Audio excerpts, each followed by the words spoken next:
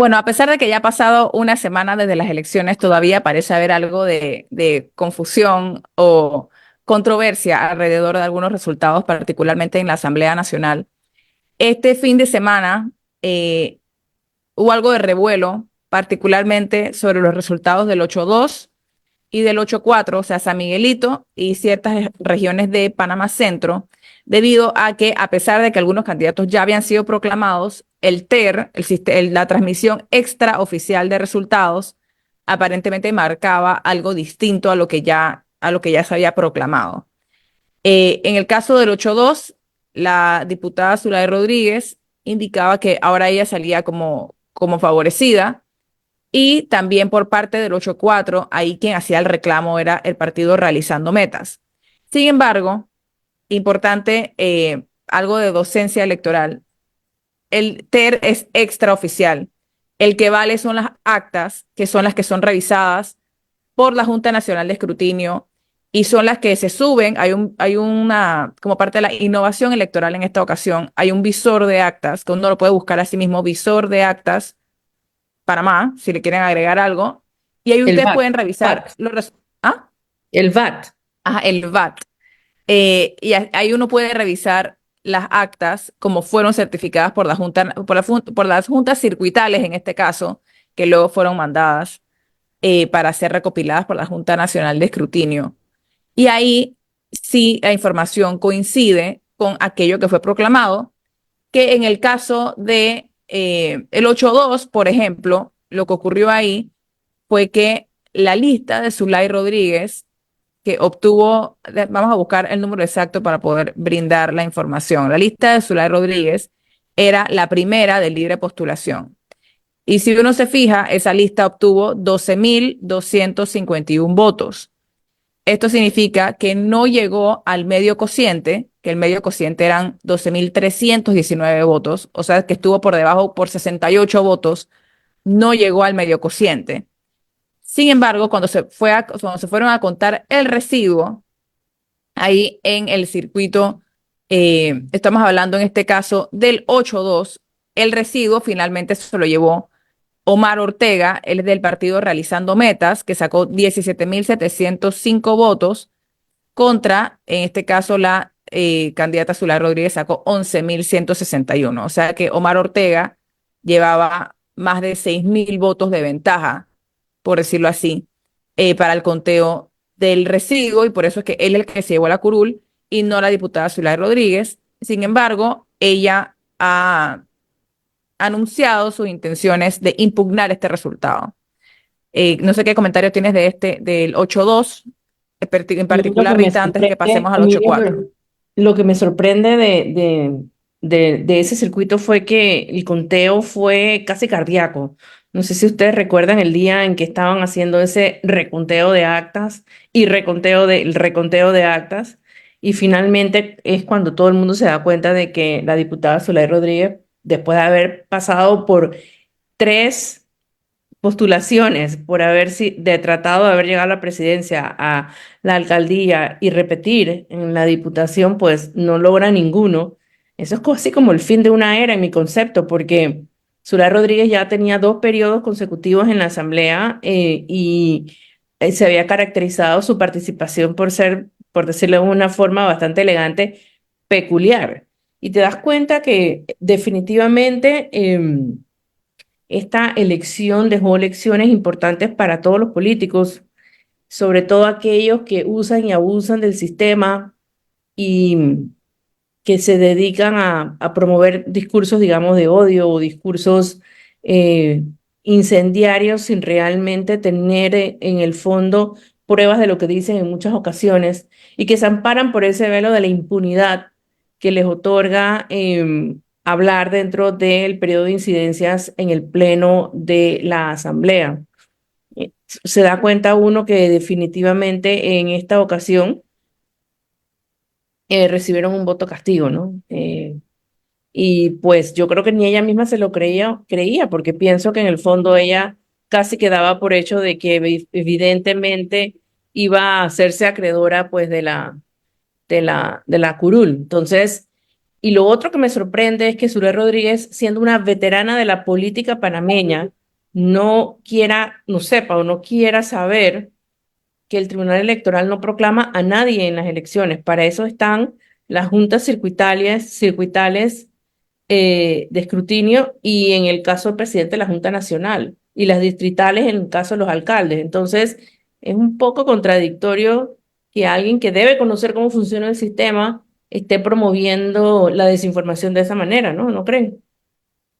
Sí, y en este caso, nada más para reiterar, ya para este punto del proceso, a más de una semana de las elecciones, el TER ya no es, o sea, insisto, la transmisión extraoficial de resultados ya no es la principal fuente de información, ya lo debe ser el visor de actas, donde queda la información final, contabilizada y en base a la cual se realizaron las proclamaciones. Creo que para este punto, creo que ya fueron proclamados por lo menos todos los diputados.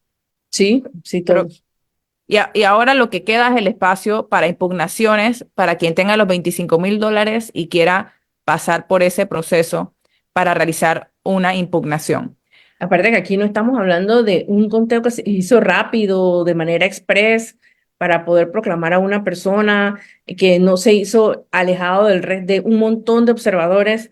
En ese conteo particular del 8-2, mientras se hacía el conteo y el reconteo del reconteo, ahí estaban los candidatos, estaba ella misma, estaba su gente, la gente de todos los partidos firmó esas actas. Al final del camino no estoy entendiendo realmente qué es lo que ella pretende impugnar. Yo puedo entender que con una diferencia tan cercana ella debió haber estado allí y vigilando sus votos, pero después de tanto conteo y tanta revisión, no sé, a mí me parece que es un poquito tratar de entorpecer la transición, ¿no? No sé cómo lo ven ustedes. Bueno, vamos a irnos a un breve cambio comercial y al regreso seguimos en este tema porque también hay que hablar del 8-4. Ya regresamos.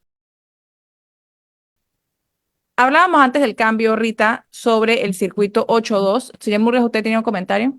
Sí, yo lo que quiero decir es que en la mayoría de las veces, cuando no hay cambios abruptos, la gente espera con demasiada paciencia que no se proclame rápidamente a la gente, a los candidatos, a menos que ya esté claro que ha ocurrido legalmente la proclamación. Porque tú no puedes hacer una proclamación si no coincide las actas con la votación, la votación real. Y esa es la gracia del sistema que hemos logrado en Panamá y que ojalá que la ciudadanía respete esos resultados. Sí. Bueno, pasemos ahora al 8-4, que creo que esa fue proclamada incluso después, es más, eso fue proclamado la noche de la proclamación de José Raúl Mulino, o sea que el jueves en la Proclamado noche, después el presidente. sí, sí, sí, el jueves en la noche, después de que se había dado ese acto, mientras se estaba dando ese acto, se dio la proclamación en el 8-4. No, mira, te Ahí, cuento, ahí el asunto es para contar un poquito del insight a los oyentes. Pero En expliquen ese lo que es el momento, 8-4. sí, en el 8-4. En el 8-4, ellos estaban haciendo el conteo en Atlapa. Entonces, en el momento en el que no han terminado el conteo, terminan el conteo, pero faltaba la proclamación, pero ya era hora de empezar la organización de la proclamación que iba a ser la Junta Nacional de Escrutinio del presidente electo. Entonces, en ese momento ellos evacúan esa área porque obviamente hay un tema de seguridad, hay un tema de logística que había que cumplir y a ellos lo citan como una hora después porque se supone que el evento de José Raúl Mulino iba a durar eso una hora. Entonces lo citan como una hora después para que regresen para entonces hacer la proclamación de los diputados del circuito 8-4. O sea que entre que se terminó, además de que fue un día más, entre que se terminó el conteo de los votos y que finalmente se hizo la proclamación, pasaron sus buenas 2 horas, tal vez un poco Sí, hasta más. sí. Verdaderamente que fue demorado. Y al final, el conflicto, nada más para explicarle un poco a los oyentes, era entre el partido Realizando Metas y el movimiento Otro Camino. ¿Qué es lo que afirmaba cada uno? El partido Realizando Metas insistía en que ellos tenían derecho a una curul por medio cociente. Sin embargo, si uno ve el acta, que aquí la tengo abierta, ellos obtuvieron 10.594 votos, la lista de Realizando Metas. Y el cociente era 11.154 votos. O sea que si uno hace una matemática El sencilla, medio cociente, el medio cociente. perdón, el medio cociente era 11.154 votos. Por ende, ellos sí estuvieron por debajo del cociente por más de 500 votos. O sea, Bien. o sea, no era sumamente apretado, pero tampoco era la gran diferencia. Lo que pasa es que mientras van ingresando, cuando todavía se están contando las actas, mientras van ingresando más votos, el cociente y por ende el medio cociente van subiendo. Entonces, para algunos partidos se les va alejando. O sea, cuando puede que piensen que lo tienen, si van entrando más votos, el número sube. Y en este caso, no llegaron. Y por eso, cuando se fueron a determinar el residuo, en el residuo, el movimiento Otro Camino sí tenía la ventaja, porque Grace Hernández tenía 12.697 votos, mientras que el candidato, en el partido Realizando Metas, nadie tenía más de 8.000. Por ende, una vez que ya se establecía que sí iba a ser por residuo, no había competencia, la verdad. Ahí sí era más fácil de determinar. Y bueno, a pesar de los días de demora, finalmente se dio la proclamación. Habrá que ver si aquí también alguien decide impugnar. Importante saber que las impugnaciones deben ocurrir 3 días después de la proclamación. O sea que los tiempos para cada una van a variar. Y ahí nos iremos enterando quiénes deciden seguir con su reclamo y quiénes ya deciden aceptar su derrota, por decirlo así. Ahora, Y es muy habiendo sabio ya... ese periodo de espera de 3 días para que la gente se sosiegue, para que no impugne por impugnar en medio de una rabieta. Entonces, eso yo creo que es sabio de la ley electoral. Correcto, de acuerdo. No, y también les da una oportunidad para el que sí lo quiere hacer porque considera que tiene un reclamo justo para recopilar su evidencia y poder presentar su caso ante las autoridades electorales y ahí ya les tocará a ellos determinar. Bueno, habiendo cubierto estos dos conflictos en particular, sí me gustaría escuchar tus impresiones, Rita, que no las hemos sabido desde el 5 de mayo, de cuál es tu diagnóstico de por qué obtuvimos el resultado que se tuvo. Mira, francamente, como dije hace un rato, esta elección, el resultado de esta elección fue de alguna manera sorprendente, no por el voto presidencial, porque creo que eso de alguna manera todos estábamos, eh, sabíamos que ese sería el resultado presidencial. Y debo decir, en torno a ese caso particular, que las intervenciones que ha tenido el presidente electo han sido muy positivas en el sentido de que su discurso no solo suena conciliador, sino que además suena coherente y muchas de las cosas que ha dicho eh, pareciese que van en el camino correcto hacia lograr un cambio en los sitiales o en los elementos que realmente necesitan un cambio en este país, en este momento, ¿no? Así que eso es positivo. Por el lado de la asamblea y por el lado de los gobiernos locales, yo sí creo que fue algo un tanto sorprendente, no solo porque las encuestas hablaban de otra cosa de manera general, sino también porque yo creo que nadie podía ver de antemano la avalancha que representaría el voto por la libre postulación, particularmente en la Asamblea. No, De- ni ellos mismos, porque Juan no, Diego Vázquez dijo que ellos esperaban la mitad. O sea, ellos yo habían creo que la gente calculado que iban esperaba, a tener 10. Y creo que Juan Diego aproximadamente. era hasta optimista, porque yo creo que la gran mayoría esperaba inclusive menos.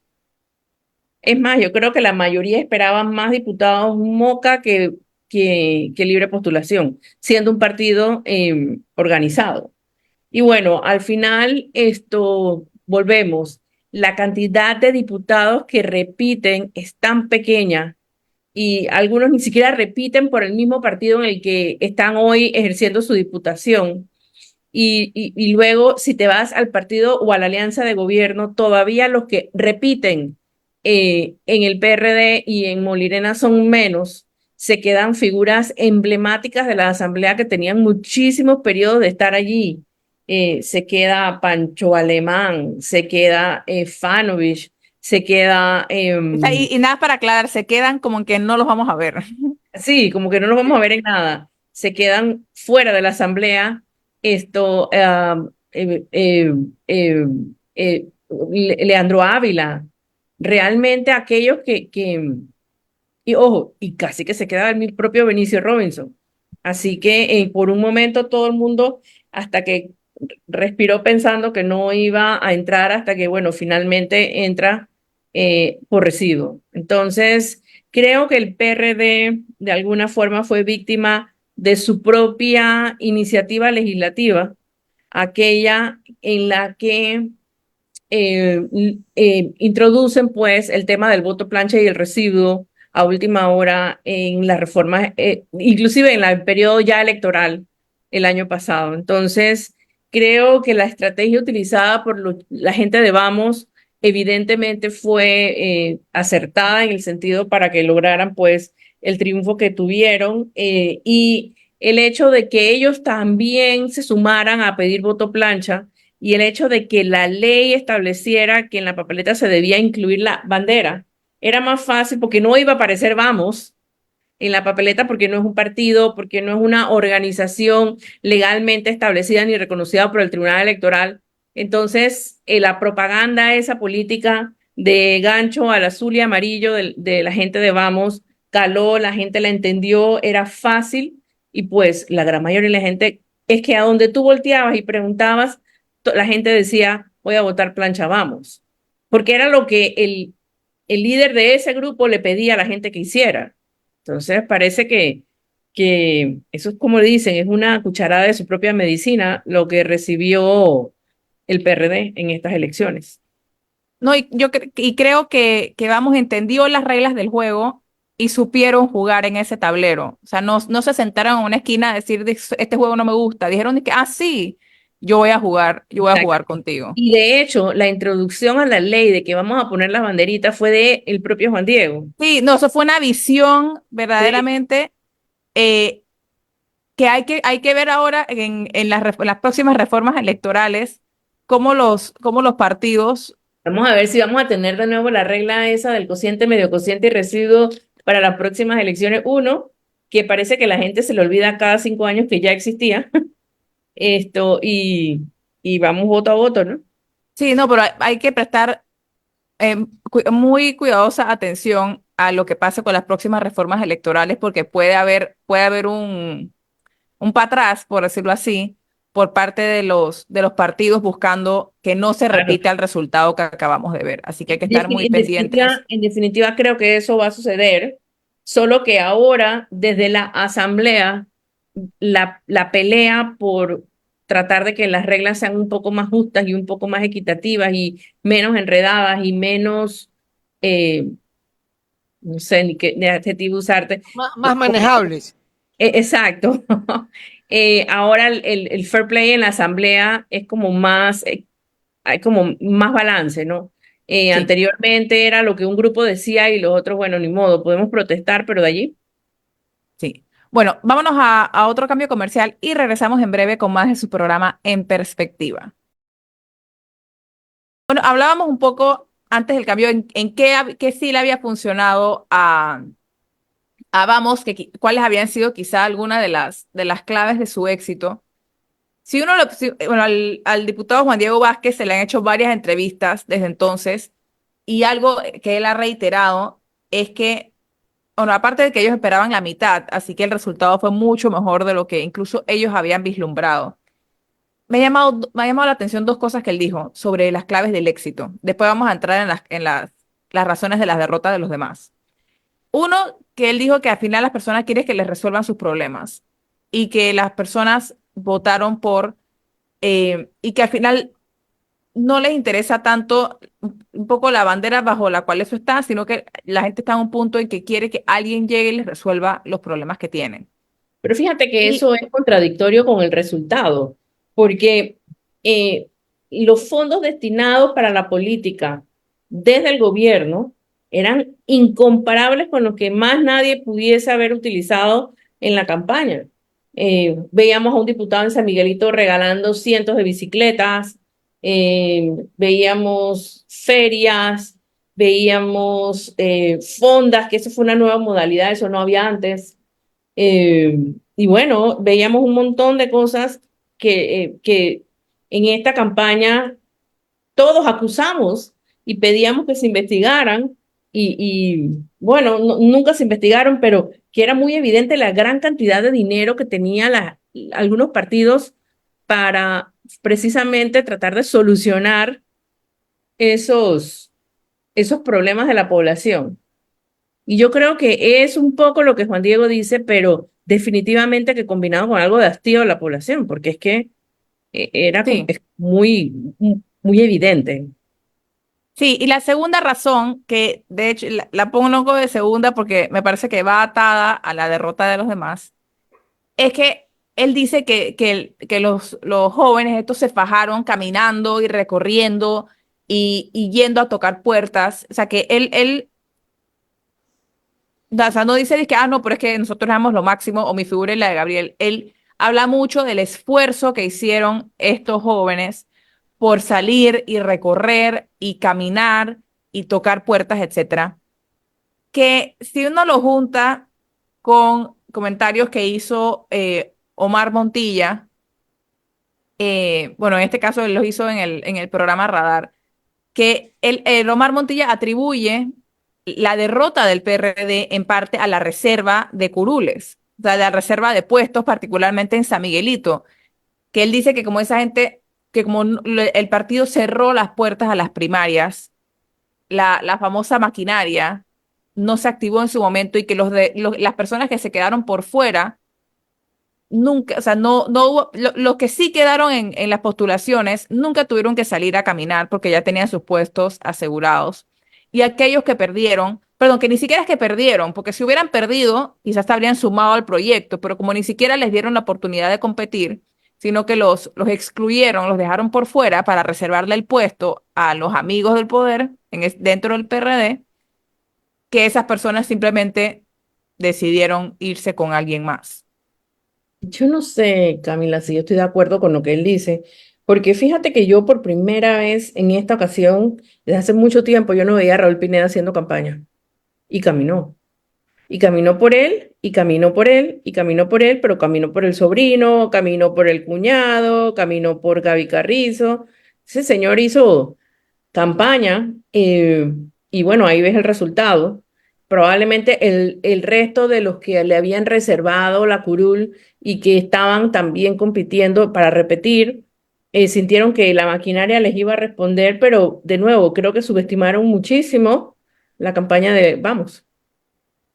No, y también un poco las intenciones detrás de esa maquinaria, porque Pedro Miguel González decía que, por ejemplo, la gente, ¿cómo fue que dijo que él votó de manera coaccionada en las primarias, por ejemplo, que la gente lo hacía para sobrevivir, que la gente iba a las caminatas y se ponía las camisetas y salía porque sentían un nivel de riesgo personal por su trabajo o por el de personas en su familia, particularmente los funcionarios, cuyos puestos muchas veces dependían de la buena fe, o sea, perdón, de estar bien con la persona que estaba corriendo. Y claramente eso no le funcionó al PRD en esta ocasión. Bueno, pero es que el PRD pareciera que fueran rookies. O sea, parece que se les olvidó y Rubén no me va a dejar mentir lo que pasó cuando Ernesto Pérez Valladares buscaba la reelección. Cuando él intentó modificar la constitución para que se permitiera la reelección en las encuestas y por todos lados ganaba el sí. Ellos se corrían a robo porque, claro, las marchas estaban llenas de gente, la gente con las camisetas del sí, el día de ir a votar, todo el mundo iba a decir, vamos por el sí, y fue una derrota bastante aplastante en ese momento, o sea, les volvió a pasar lo mismo. Sí, 2/3 votó que no en esa ocasión, ¿verdad? Sí. Ahora, en ese sentido, entonces, viendo hacia el futuro, o sea, qué lecciones crees tú que deben sacar los partidos, particularmente el PRD, de este resultado? Bueno, Bueno, los partidos se ponen viejos también. es Eso verdad. es, eso es una cosa.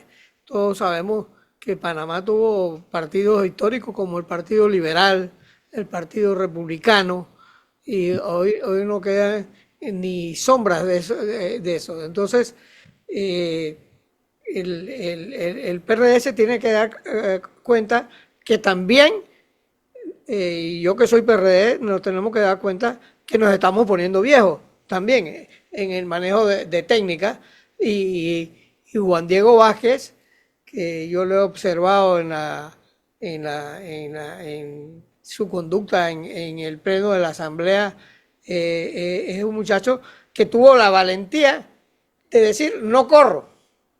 Entonces, todo eso son ejemplos que los partidos tienen que valorar, porque que haya gente que corra por el PRD en todos los periodos, eso le ha hecho daño al partido. Correcto, de acuerdo. Rubén, una pregunta. Dentro del PRD y en general, dentro de todos los partidos, yo creo que tienes toda la razón en el sentido de que hay que trabajar en la renovación de las figuras de los distintos partidos. Pero más claro, porque sí, en esta ocasión sí habían figuras nuevas, pero estas figuras nuevas iban de la mano de las figuras viejas. Entonces, no sé, no logro entender si eso es contraproducente o si eso no funcionó porque la gente dentro del mismo partido tal vez sí quieren una renovación, pero completa, integral, una revolución dentro de la revolución del propio PRD. Y lo que me lleva a que yo creo que la siguiente etapa, lo que viene ahora, es ver qué es lo que va a pasar a lo interno del PRD, del panameñista y de Cambio Democrático, por decir esos tres. No, Bueno, y me gustaría agregar a eso, Rita, que por ejemplo, dos figuras que trataron de empujar muy duro, figuras relativamente nuevas, que fueron Nando Meneses y Luis Oliva, que el gobierno hizo todo por empujarlos. Les dio puestos donde tendría, o sea, que se prestaban para algún nivel de acompañamiento a la ciudadanía y que las personas se sintieran de una manera positiva hasta estas figuras, o sea, no eran puestos particularmente controversiales hasta que, bueno, hubo controversias en ambos, tanto en la AIG como en el IFARU particularmente. Pero, por ejemplo, esas eran dos figuras que el PRD buscaba empujar y las dos se Propio quedaron. Gaby. Propio Gaby Carrizo, una figura nueva dentro del partido, joven. pero es una figura impuesta desde el poder. Y Entonces ese eso ese es uno de los fallos y del precio que se tiene que pagar.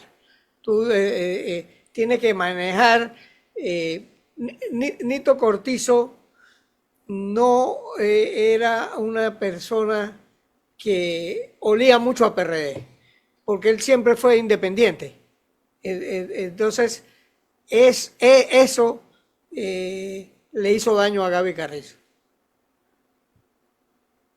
¿Qué cosa? el hecho de que viniese impuesto por una figura ya más veterana que dentro del PRD tal vez no se consideraba como el PRD. Claro, sí, sí, sí. Y Es, luego el hecho de que, por ejemplo, Luis Oliva, los errores en política se pagan. sí, definitivamente se pagan más caros que Claro. Lo que hay cualquier. que ver es qué elecciones sacan de esta. Y, por ejemplo, ya hay voces pidiendo una renovación del CEN. Bueno, primero la renuncia del CEN actual, que fue electo, eso fue que hace como 2 años que salió este CEN, porque fue Sí, post pandemia. fue por pandemia Eh, del Panamá, ¿te acuerdas? sí, pero que fue como en 2020, no, 2022, porque no fue el año pasado. Sí, me suena que O fue. sea que es un CEN relativamente nuevo, pero ya hay personas pidiendo la renuncia del mismo y que se haga un nuevo congreso para renovar el liderazgo del partido. Y esto es tradición en el PRD cuando han perdido en el pasado y con esta siendo la derrota más estrepitosa que han tenido probablemente en su historia. ¿Hay vientos de cambio en el PRD, señor Murgas? No, sí, sí, es natural que se dé, porque los partidos también se ponen viejos, Camila. Entonces tienen que aprender a renovarse. Y entonces el PRD ha pagado el precio eh, de tener la fama de estar de haber estado tantos años en el poder. Y bueno, vemos lo mismo ocurriendo ahorita mismo en el Partido Panameñista. Ya en el Partido Panameñista hay vientos de un lado y del otro que están soplando en favor de quién será la nueva figura del partido. Y ahí habrá que ver qué sucede. No, y hay que entender también que el panorama para estos partidos va a ser muy distinto para estos tres. Panameñismo, Cambio Democrático y PRD será muy distinto en las próximas elecciones, porque al haber tenido resultados tan malos en esta elección, el nivel de recursos que van a tener para las próximas elecciones va a ser mucho menor, porque el subsidio electoral se calcula en base a los resultados de la elección anterior. Por ende Pues se va a van a tener enfrentar una realidad muy distinta, incluso por la pérdida de muchos gobiernos locales, van a tener que hacer Voy a ser franca, volviendo al 8-2, yo apostaba a que Zulay ganaba a la alcaldía. Jamás en mi más remoto sueño se me hubiese ocurrido que Irma Hernández, por la libre postulación nueva, con toda la controversia desatada preelectoralmente, preelecciones, mejor dicho, y Zulay siendo una persona que con tantos votos salió en las elecciones pasadas, yo pensaba que ella ganaba la alcaldía. bueno, en política no hay sorpresas, sino sorprendidos. Creo que Así ella también lo que, pensaba. ah, Creo que ella también lo pensaba. sí. Pero bueno, vámonos a nuestro último cambio comercial y regresamos en breve aquí en su programa En Perspectiva. Conversábamos un poco de las razones, las claves del éxito para algunas bancadas y cuáles consideraban ustedes que eran las razones detrás de la derrota de otros monolitos como el PRD o en este caso Cambio Democrático y el panameñismo que también sufrieron tanto a nivel local como en particular en su resultado nacional, que a pesar de tener una alianza apenas lograron recabar el 11 y tanto por ciento de los votos. Y un poco de cómo se va a ver eso en los próximos años, porque mucha de la fuerza de un partido está en los liderazgos que logra cimentar a nivel local y que esto es algo que podría pasar por una transformación en los próximos años según los resultados de la elección. Señor Murgas. Bueno, yo creo que el PRD y yo como miembro fundador del PRD, yo puedo decir que el PRD pagó el precio horrible de la reelección indefinida. Reelección indefinida que una persona lleva 3, 4 periodos y va todavía a la reelección. Ese es un precio que se paga y lo ha pagado en forma horrible el partido. Bueno, y en ese sentido también me gustaría ahora mirar hacia el futuro. Y es que hay grandes retos para este país en diferentes frentes.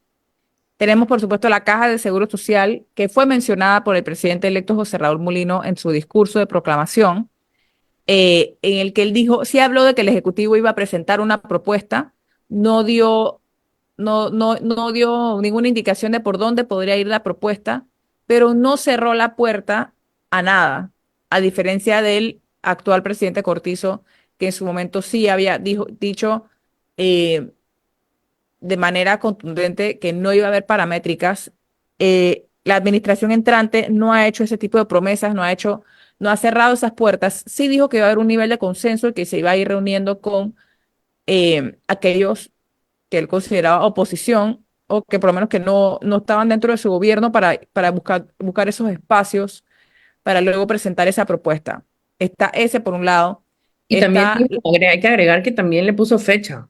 Él también dijo que esto es un tema que debería estar de alguna forma consensuado para fin de año. Esto no ha quedado abierto para resolverlo en 5 años. o para patear la pelota, y bueno, dijo que también que iban a publicar el estatus actual de la institución, me imagino que se refiere a los informes actuariales, para Correcto. verdaderamente que el debate se haga de una manera informada y abierta con la información real. Así que ese va a ser un tema importante para la segunda mitad del año. Esta administración, la verdad, no creo que tenga mucha luna de miel, Ujú. como quizás sí han tenido administraciones anteriores, porque sumaría los grandes retos, la gran deuda que enfrenta el país. Hay muchos proyectos que todavía están pendientes, y me imagino que esa va a ser parte importante de la llegada. Él, por ejemplo, sí prometió que iba a ser un presidente pro empresa, prometió que iba a disminuir la deuda que tenía el Estado con los proveedores, aunque eso sí es algo que hemos escuchado en ocasiones anteriores. Sí, a pesar de haber escuchado el discurso, todavía creo que falta un poco más para entender un poco cuál va a ser la línea económica de este gobierno, cuáles van a ser sus prioridades, o más o menos por dónde vendrán los tiros, para poder cumplir un poco con esa promesa que hizo por lo menos en su discurso de proclamación y en su discurso de victoria la noche del 5 de mayo. No sé si tú sí has logrado discernir cuáles son esas líneas No, de, no, y tienes razón en eso. Siento que hasta ahora el presidente electo Mulino lo que ha hecho es tratar como de calmar un poco las aguas y decir, eh, por aquí voy, estas son mis prioridades. Sé que hay que resolver un abanico de cosas. No he visto la realidad financiera del Estado, porque eso va a pasar cuando empecemos con la transición que empieza el 3 de junio, y luego podré promover las reformas que sean necesarias hacerse. Sí, ha dicho que va a hacer con los mejores, y por los nombres que circulan, no en las listas de del WhatsApp. Mercado de la Información, sino por las personas que de hecho sí ha consultado.